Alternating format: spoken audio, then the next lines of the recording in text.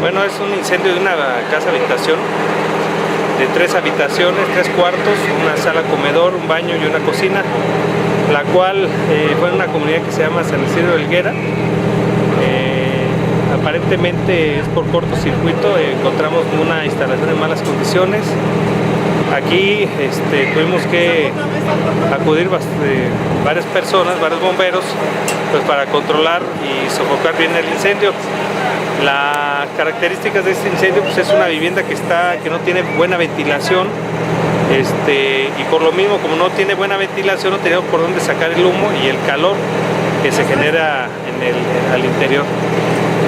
Afortunadamente, bueno, pues con el trabajo de bomberos se pudo sofocar, incendiándose en su totalidad 2 habitaciones y afectada la casa al 100%. ¿Hubo personas lesionadas? No, bueno, tuvimos una caída de un compañero bombero, pero fue una lesión muy leve.